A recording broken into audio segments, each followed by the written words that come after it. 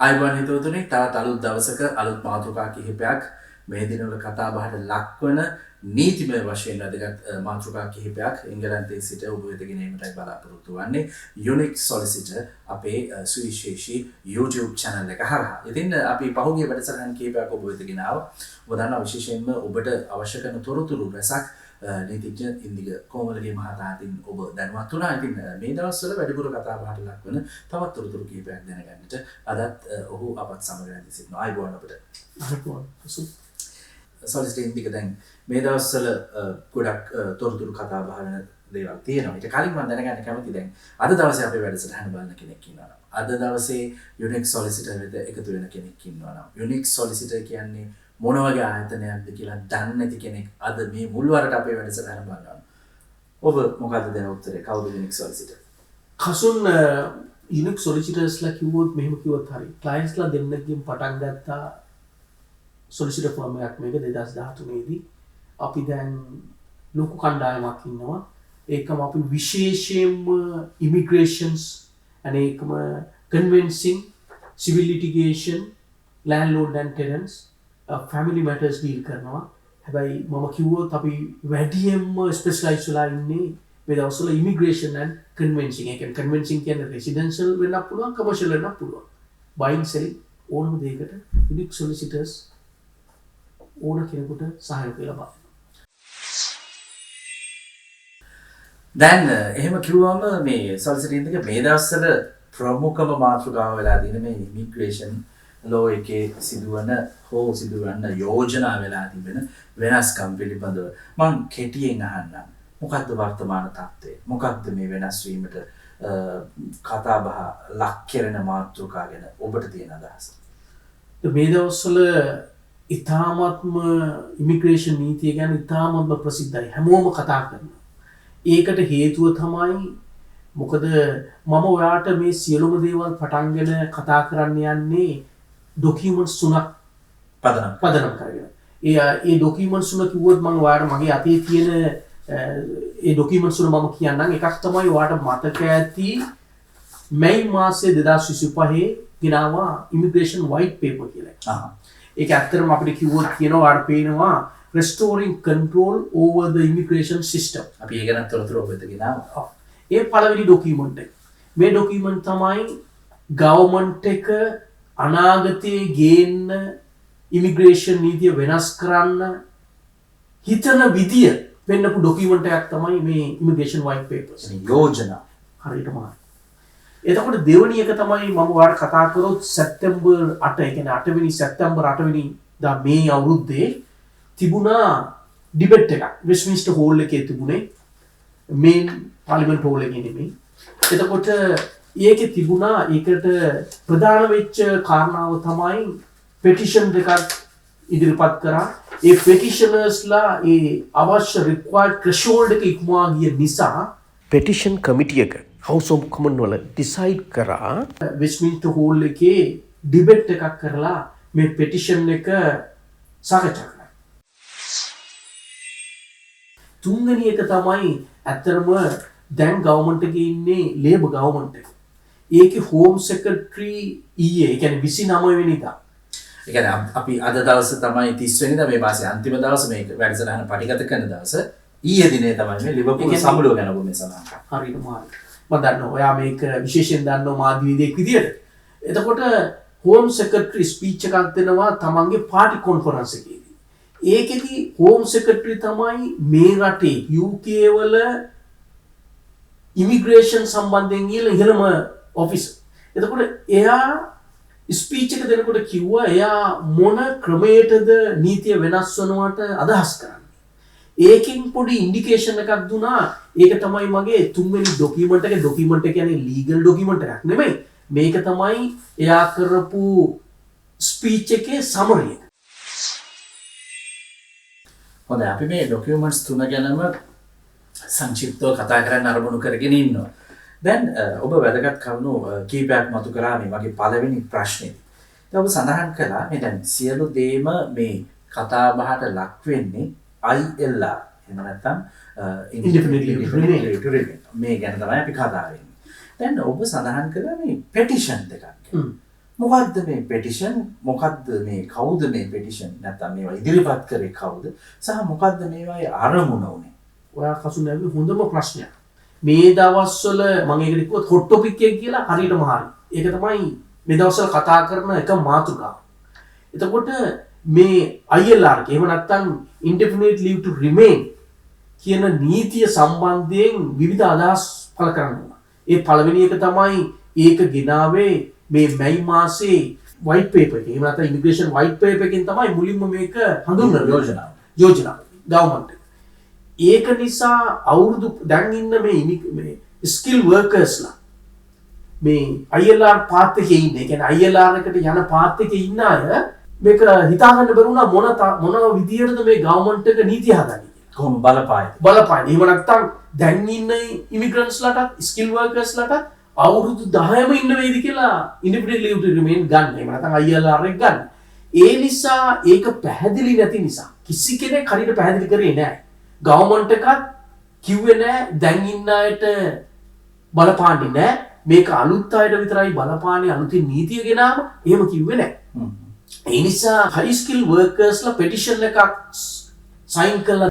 ඒකේ මේ රටේ තියෙනවා සම්ප්‍රදායක් threshold එකක් තියෙනවා. ඒ threshold එක සාමාන්‍යයෙන් ලක්ෂයක්. ඒ කියන්නේ මේ petition එකක sign කරන්න අවම ගන්න.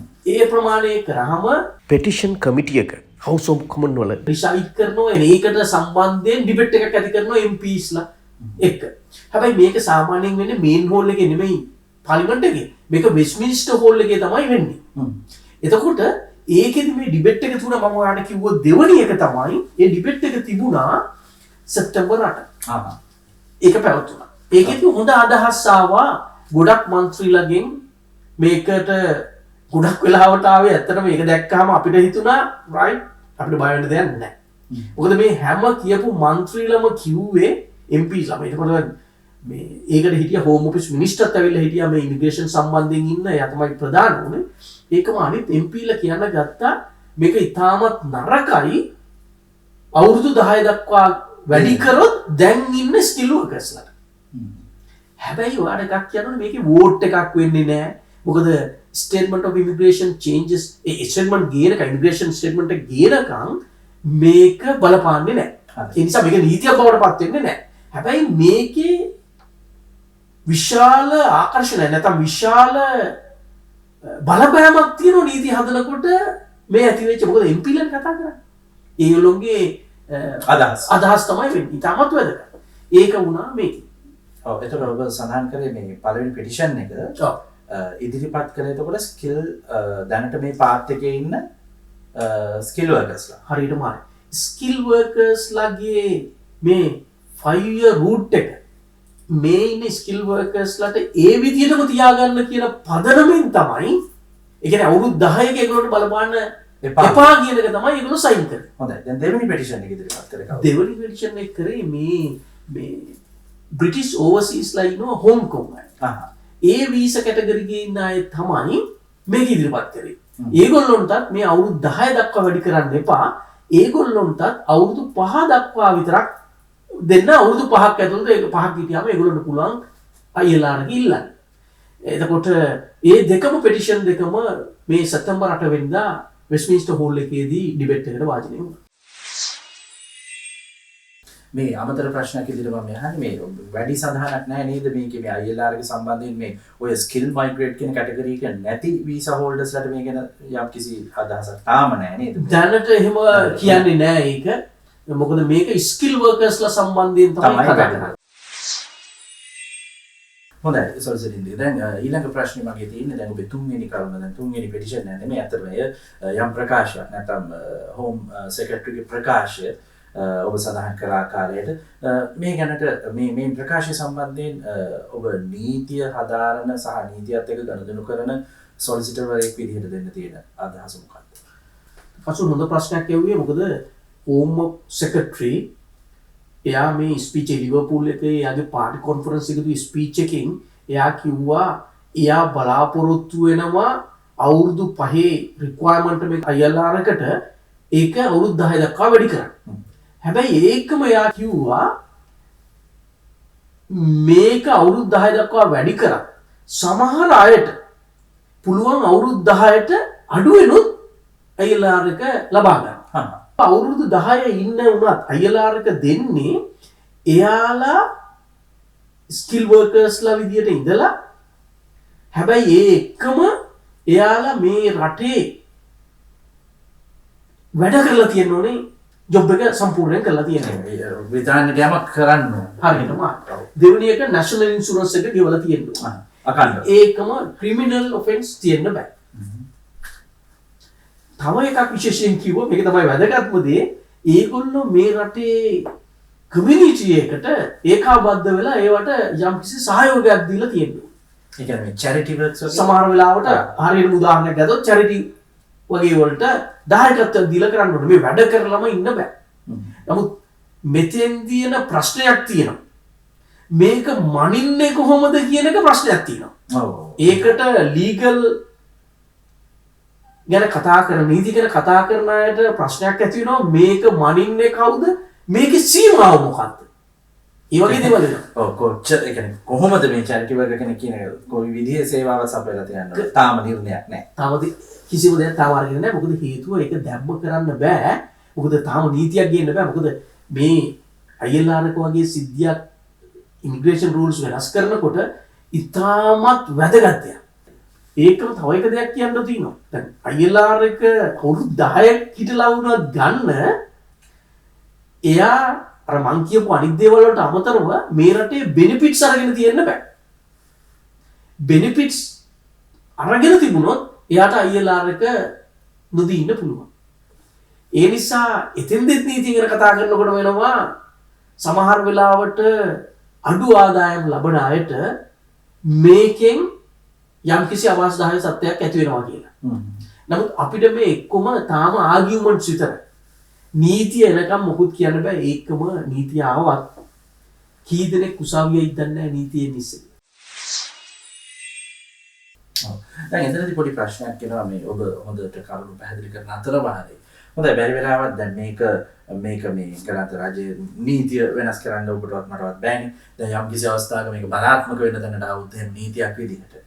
මේකේ ප්‍රොසීජර් එක කොහොමද දැන් ඔබ සොලිසිටර්ෙක් විදිහට ඔබට දැනුමක් තියෙනවා. මේකේ වෙන ක්‍රියාදාමය කොයි වගේද? කොච්චර කාලයක් මේක යයිද?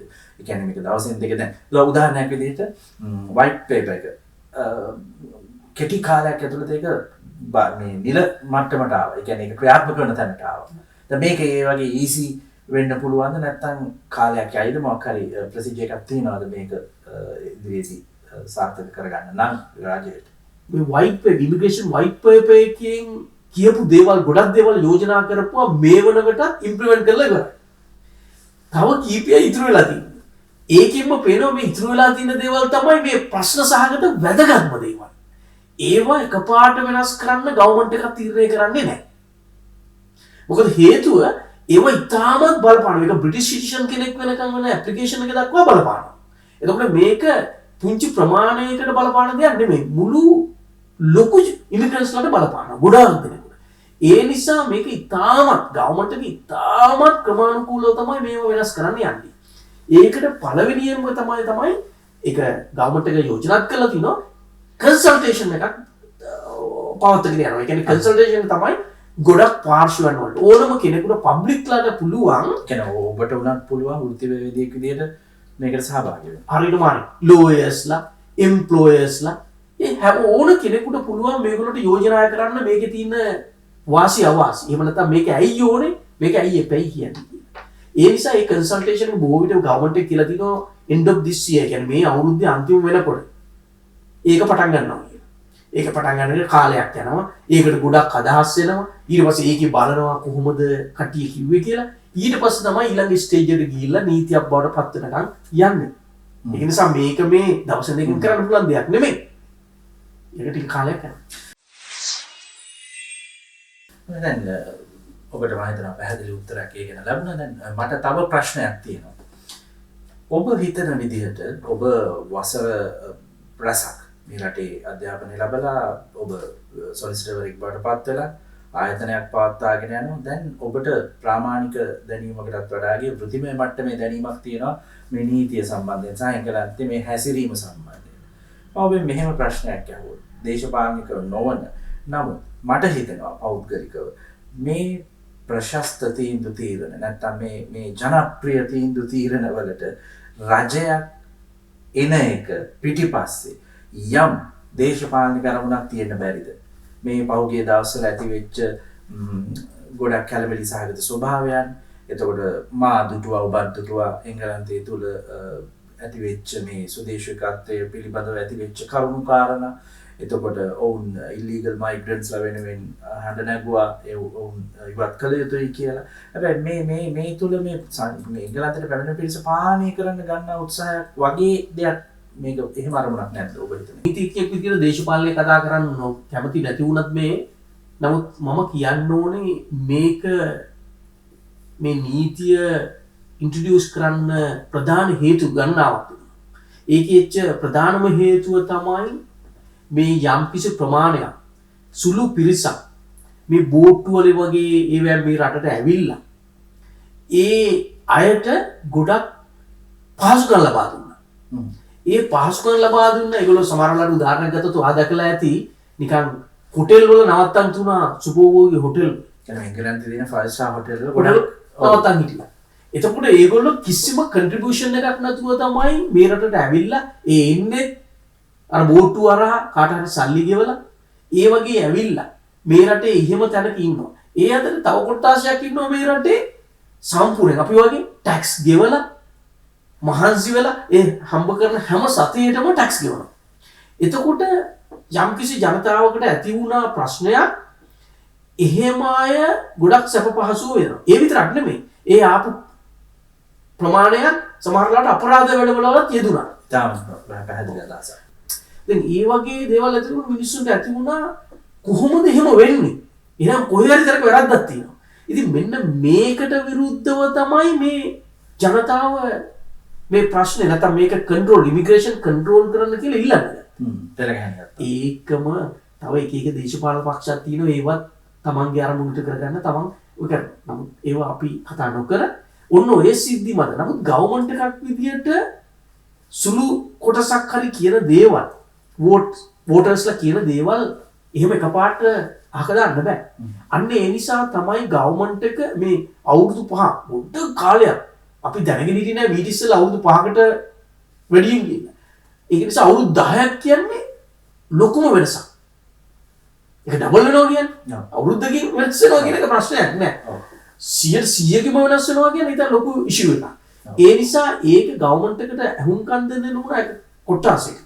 ඒ නිසා තමයි ගවර්න්මන්ට් එක කන්ට්‍රෝල් කරන්න ගත්තේ. නමුත් ප්‍රශ්නයක් තියෙනවා. නමුත් මේකෙන් කන්ට්‍රෝල් වෙන්නේ ඇත්තටම අර ආපු ඒ ජනතාව නෙමෙයි. ස්කිල් වර්කර්ස්ලා විදිහට තමයි මුලින්ම ආවේ. ඔව්. දැන් මෙතනදී මේ ඇත්තටම මේ හඬ නැගන්නේ කියන්නේ ඇත්තටම සයිලම් සීකර් කෙනෙකුට තවමත් මේ රට විවෘතයි. ඒ කියන්නේ සත්‍ය වශයෙන් සරණාගත වීසා භාවයක් අපේක්ෂා කරන අයෙකුට මේ රට විවෘතයි කියලා මම හිතනවා. ඔබ ඊට වඩා දැනුමක් ඇති. එතකොට මේ පිටමන් කළ යුතුයි කියලා බල කරන්නේ සත්‍ය සරණාගතී නොවේ කියලා මගේ හැඟීම තියෙනවා නේද? මේ ඉල්ලීගල් මයිග්‍රන්ට්ලා විදිහට ආපු එහෙම පිරිසකට වෙන්න ඕන මේ විරෝධතාවයේ ගුණ නැගෙන්නේ. මම ඉවරදෙනවා. හරියට මට විරෝධතාවයේ කරපු ජනතාවත් මම හිතන්නේ නෑ මේ ඇත්තම ප්‍රශ්නයක් තිබිලා යම් කිසි රටක අසරණ භාවයක් නැත්නම් සරණාගත භාවයක් දෙන්නේ තමන්ට වෙන රටක තමන්ගේ රටේ ජීවත් වෙන්න බෑ. මොකද තමන්ගේ ජීවිතේට තියෙනවා අනතුරක් තර්ජනයක්. කොයි වෙලාවෙ තමන්ගේ ජීවිතේ මොකද ජීවිතයක් කියන්නේ හරිම වටිනවා. නමුත් එංගලන්ත වගේ රටක් හරියට මේ සරණාගතෙන්ට අවස්ථාවක් දීපු රටක්. මේ රට ගොඩාක් උදව් කරනවා. ඉතින් ඒ වගේ රටක් කවදාවත් නියම සරණාගතය මම හැමදාම කියන මේ වචනේ නියම සරණාගතෙන්ට සරණාගත භාවය දෙන එක නවත්තන්නේ නැහැ. ඒකට මං හිතන්නේ බ්‍රිටිෂ් පීපල් මේ එංගලන්තේ ජනතාව ඒකට විරුද්ධයි. ඒ ජනතාව විරුද්ධ හොරෙන් එන කිසිම ප්‍රශ්නයක් නැතුව ඒකම ඒ වගේ අයට සුඛෝපභෝගී ජීවිතයක් ගත කරන්න අවස්ථාව දීපක සම්බන්ධයෙන් තමයි මේ මිනිස්සුන්ට පොඩි තරහක් ඇති වෙලා. ඒ තරහ මත තමයි මේ එක්කම පටන් ගන්න. ඒ නිසා මේක එතකොට ඒකට නොබලපාන, ඒ කියන්නේ බලපාන නැති ස්කිල් වර්කර්ස්ලා වගේ. මොකද ස්කිල් වර්කර්ස්ලාවම මේ රටේ මම දැක්ක දේ තමයි පිටරට වලින් ආවම මම එදාම කියනද හරි හાર્ඩ් වර්කින්. ඉතින් එයාලට මේ ප්‍රශ්නට මුහුණ දෙන්න වෙනවා පැහැදිලිව. හොඳයි ඉතින් දැන් ඇත්තටම දැන් මේ කරුණු කාරණා කිසි හෝ වේවා යම් අවස්ථාවක මේ නීතිමය තත්ත්වයන් වලට මුහුණ දෙන්නපත් වුණොත් ස්කිල් මයිග්‍රේටර් කෙනෙක් විදිහට මේ රට තුළ ජීවත් වෙලා නීතිමය භාවයෙන් ටැක්ස් ගෙවලා ඉන්න සහෝදරයෙක් හෝ සහෝදරියක් මේ තැනටපත් වුණොත් ඔබ ඔහුට දෙන උපදේශය මොකක්ද? මම දකින්නවා සමහර අය ආණ්ඩුවක් නොකරන අය සම්බන්ධයෙන් ගොඩාක් කතා කරනවා. නමුත් මම හොඳම දේ තමයි කියන්නේ මේ වෙලාවේ නීතිය තාම වෙනස් කරලා නැහැ. ඒ නිසා ඔයාලගේ දැනට ඉන්න ඉමිග්‍රේෂන් ස්ටේටස් වලදී ඒක ගැන ඉදිරියේ තියෙන එක ගැන බය වෙවි ඉන්න එක නෙමෙයි. නමුත් මෙහෙම දේවල් තියෙනවා. ටෆ් වෙන්න පුළුවන් ඔයාගේ ඇප්ලිකේෂන් එක බලන විදිය. එතකොට අපි බලන්න ඕනේ ඔයාලා බලන්න ඕනේ කිසිම ක්‍රිමිනල් ඔෆෙන්ස් එකක් නොකර ඉන්න. ඒක බෙනිෆිට් ගන්න කිසිම අවස්ථාවක යන්න එපා. ඒකම මොකද මේකේ හෝම් සෙක්‍රටරිත් කිව්වා. මේකේ හැමතැනම කියන තමයි ඉංග්‍රීසි රික්වයර්මන්ට් ටිකක් කියලා දාන්න යනවා. ඒ නිසා පුළුවන් තරම් ඉංග්‍රීසි ඉගෙන ගන්න. ඒක මේ අයලාරගෙන විතරක් නෙමෙයි තමන්ගේ ලයිෆ් එකටත් හොඳයි. ඒ දේවල් ඉතාමත් වැදගත්. ඒ දේවල් තමයි ඒගොල්ලෝ බලන්නේ. ඒව මේන්ටේන් කරගන්න තමයි මේ වෙලාවේ හිතන්න ඕනේ. එහෙම නැතුව මේ කවුරුවත් කියන එක බය වෙලා අපි ඉවරයි කියලා ජීවත් වෙන්න යන්න බෑ. ඒ ප්‍රශ්නෙට ඒ වෙලාවෙම මුහුණ දෙනවා. දැන් අපි මේ මෙච්චර මොනවා කිව්වත් මෙන්න මේක තමයි වැදගත්ම දේ. මේ රටේ ඔයා දැකලාද මට මතකයි HSMP කියලා වීසා එකක් තුනේ කාලේ. ඒ කාලෙත් මොනවා හරි අසාධාරණයක් වුණොත් මේක අසාධාරණයක් වෙන්නේ මේ තනි පුද්ගලයෙකුට නැත්නම් ඉන්ඩිවිජුවල් කෙනෙකුට නෙමෙයි. එතකොට මේ එංගලන්තේ වෙන රටවලට වඩා හොඳ ප්‍රොසීඩියර් එකක් තියෙනවා කෝඩ් ප්‍රොසීඩියර්. මිනිස්සු කෝඩ්ස් යනවා. එතකොට අපි දන්නේ නැහැ ඒවෙන් මොන රූල්ස් මොන එහෙම ජජ්මන්ට් දෙයිද කියලා. ඒ නිසා ඔයාලා හැමතිස්සෙම අපි ඉවරයි කියලා නෙමෙයි ඉන්න ඕනේ. right? අපි දන්නවා වෙනසක් එනවා. අපි ඒවට මුහුණ දෙනවා. උදාහරණයක් කිව්වොත් බස් එකක ටිකට් එකක් නැතුව යන්න එපා. කඩේකට ගිහිල්ලා හැමතිස්සෙම කිසිම බඩුවක් අරගෙන යනකොට හොඳට බලලා ඉන්න. කිසිම වරදක් නොකර. ඔගේ පුංචි දේවල් ඒක මම ඔයාලට කියනවා දැනට වුණත් පොඩි කමියුනිටි එකකට සම්බන්ධ වෙලා චැරිටි වගේ එකකට පොඩි මේ හෙල්ප් එකක් දීලා තමන් ඒ චැරිටි එකේ කරන ගමන් හිත සතුටු කරගන්න. දැන් ඔබ මේ වැදගත් කරුණක් මේ අවස්ථා කිහිපයක කිව්ව මේ බෙනිෆිට් කියන කාරණේ. උදාහරණයක් කිව්වොත් මම ඔයාලට කියන්නේ කිසිම බෙනිෆිට් එකක් ගන්න එපා. බෙනිෆිට් වල මේක හොඳයි අරක හොඳයි කියලා නෑ. කිසිම බෙනිෆිට් එකක් නෑ. තමන්ගේ මහන්සියෙන් හම්බ කරලා හොඳට ටැක්ස් ගෙවලා කැෂ් ඉන් වගේ නෙමෙයි හොඳට වැඩ කරලා ටැක්ස් ගෙවලා තමන්ට ඉදිරියට යනවා කියන පදනමේ හිටියොත් මේවා ගැන ඔයාලට මේ ප්‍රශ්න නෙමෙයි ඇත්තටම. මේවා හිතන්නේ අපේ ජීවිතේ මම හැමතිස්සෙම දකින්නේ අපේ ජීවිතේ පුංචි කියලා හිතුවොත්. අපේ ජීවිතේ ලොකු තරකට යනවා කියලා හිතුවොත් මේවා පාස් කරන එක මේ සාමාන්‍ය නිකන් ඔයාලා පුංචි එක්සෑම් එකක් කරනවා. මේ සියලුම දේවල් වෙන්නේ අපේ මෙන්ටලිටි එකයි අපි කොහොමද ප්‍රශ්නයක් ආව මුහුණ දෙන්නේ. අවසාන වශයෙන් දැන් අයලා එකකට සූදානම් වෙලා ඉන්න හෝ වෙන්න යන පාත් එකේ යන අපේ මේ වැඩසටහන නරඹන ඉන්න පුළුවන් සහෝදරයෙක් හෝ සහෝදරියක් ඔබ මොන වගේ ඩොකියුමන්ට්ස්ද උන්ට සූදානම් කරගන්න ඕනි කියලා පැහැදිලි කරන්න. මම හිතන්නේ ඔයා අහන්නේ මේ අවුරුදු 5 ඉවර වෙන පාත් එකේ ඉන්න කෙනෙක්. මේ ආසන්නේ අයලා එකට ඉදිරිපත් වෙන්න ඉන්න. ඔයා ඒ හොඳම ප්‍රශ්නයක් මේ දැන් මෙන්න මෙහෙම නීතිගෙන අලුත් පාටි එකක් එනවා ඒගොල්ලෝ කරා ඒවට වඩා වැදගත්ම තුනේ වැලිඩ් පාස්පෝර්ට් එකක් තියෙන්න ඕනේ. මේ වෙනකොට දැම්මම රෙඩි කරගන්න. දෙවෙනි එක තමයි ඔයාලට තියෙන්න ඕනේ ඉංග්‍රීසි රික්වයර්මන්ට් එක රෙඩි කරගන්න.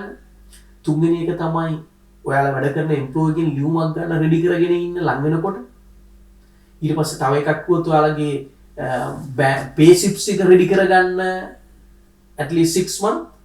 ඊට පස්සේ ඒකට හරියන බැංක් ස්ටේට්මන්ට් එකක් රෙඩි කරගන්න ඒවා ටැලි වෙන්න මොකද පේ ස්ලිප්ස් එකේ තියෙන සැලරි එක පේන්න ඕනේ බැංක් එකට බැංක් ට්‍රාන්ස්ෆර් කියලා. ඒ වගේ දේවල් ඉතාමත්ම වැදගත්. ඒකම ඔයාලගේ ක්‍රිමිනල් ඔෆෙන්ස් නැතුව ඒ විදියට ජීවත් වෙන්න. ඔය දේවල් තමයි ඔයාලා මේ වෙලාවට රෙඩි කරන්න. තව එක වැදගත් දෙයක් තියෙනවා. ඒක මම තව පුංචි ඉදිරියට කතා කරනවා. මොකද හේතුව වැදගත් දෙයක් තමයි. දැන් මොකද මේ තියෙන දැන් තියෙන රූල් අනුව අවුරුදු 5 වීසා එකකින් ඇරිලා ගන්න එයා 180 days නැත්නම් 180 දවස් 180 මේ රටෙන් පිට ඉඳලා ඉන්න බෑ. ඇබ්සන්ට් බෑ. ඇබ්සන්ට් බෑ. ඒ කියන්නේ දවස් 180කට වඩා වැඩියෙන් ඉන්න බෑ UK වලින් එළියේ in any role in 12 month period වල. දැන් ඒක තමයි මේ අලුතෙන් කියන රීති එකත් ඒක තවත් සමහර වෙලාවට නැති කරලා ඉඳන්නේ නැති කරගෙන දවස් 10ට 15ට කරන්නේ හොලිඩේ එකට. ඒගොල්ලෝ පෙන්වන්න ඕනේ. දැන් මේ නීතිය කියන මගේ කමන දෙක කරලා මේ කියනවා මේ නීතිය හඳුන්වලා දෙනවා ඔයා මේ රටේ ජීවත් වෙන්න කියලා හිතන ස්ථිරව පදිංචි වෙන කෙනෙක් විදියට හිටියොත් තමයි අපි ඔයාට ILR එක දෙන්නේ. කියන්නේ කාල සීමාව වෙනසක් කරන්න පුළුවන් කියලා ඔබ හිතන්නේ. මම හිතන්නේ ඒක වෙනසක් වෙන්න පුළුවන්. මොකද ඒක අඩු කරනවා. මොකද ඒකෙන් පෙන්වන්නේ ඔයා ඉන්නේ මේ ඇත්තට මේ රටේද කියලා. ඒ නිසා මේ ඩේට්ස් ටික ඒ කියන්නේ 180 ගෙන ඔයා හොලිඩේ කියලා දෙන ඒක ඔක්කොම දැන්ට ලියාගෙන අන්තිම මොහොත වෙනකන් ඉන්න නැතුව රෙඩි වෙලා ඉන්න. ලෝය කෙනෙක් එක්ක තුනක් කතා කරලා තියාගත්තට කමක් නැහැ. මම ඒතෙන්ට යවන්න දැන් ඔබ මේ වැඩිදුර තොරතුරක් දැනගන්නට අපේ සහෝදරයෙකුට හෝ සහෝදරියකට එංගලන්තයේ තුල ජීවත් වෙන ලාංකිකයෙකුට හෝ අවස්ථාවක් තියනවද ඔබ සම්බන්ධ කරගන්න? කොහොමද ඔබට තියෙන රාජකාරීත් එක්ක ඔබ විවෘතයිද? අනිවාර්යෙන්ම අපිට කතා කරන්න වුණොත් අපේ ටෙලිෆෝන් නම්බර් එක තියෙනවා. ඒකම අපේ ඊමේල් තියෙනවා.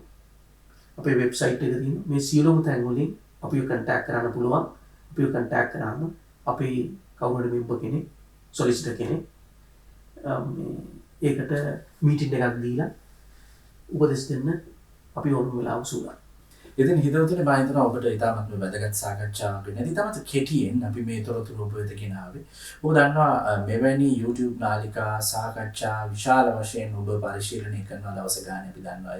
නමුත් අපිට එකම තොරතුරු විවිධ ස්වරූපයෙන් ඔබ වෙත ගෙනීමේ අවශ්‍යතාවයක් තිබුණේ නැහැ. යුනික් සොලිසිටර් සහ මට අපිට උවමනා වෙලා තිබුණේ ඇත්ත තොරතුරු සත්‍ය සැටින් වාර්තා කරන්නට. විශේෂයෙන්ම අපි කියන දෙයක් තමයි විශේෂයෙන්ම ඉන්දික කොමලගේ මහත්මයා කියන දෙයක් තමයි මේ YouTube hits වලටත් වඩා මිනිසුන්ගේ දැනුවත් කිරීම තමයි අපේ ප්‍රමුඛ කාර්යභාරය වෙන්නේ අපේ වපසරිය ඇතුලේ. ඉතින් ඒ තවත් උත්සාහයක් තමයි මේ ආකාරයෙන් අපි ඔබ වෙත ගෙන ආවේ. ඔබ අමතක කරන්න එපා යුනික් සොලිසිටර් අපිව බලන්න, අපේ YouTube නාලිකාව subscribe කරන්න. මේ තොරතුරු තවත් කෙනෙකුට වැදගත් වෙනවා නම් ඔබට හිතෙනවා නම් මේ ඔබේම තව සහෝදර සහෝදරියෙකුට ෂෙයා කරන්න. එහි වටිනාකම ඔබට දැනේවි. මොකද අපි සියල්ලම ජීවත් වෙන්නේ මව් රටින් බැහැරව නොතුරු පරිසරයක.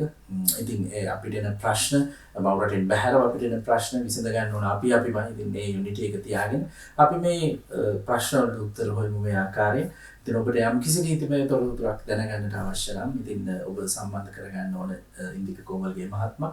ඔහුට ඉඩ කඩ තිබෙන වෙලාවට ඔබට උත්තර සපයයි.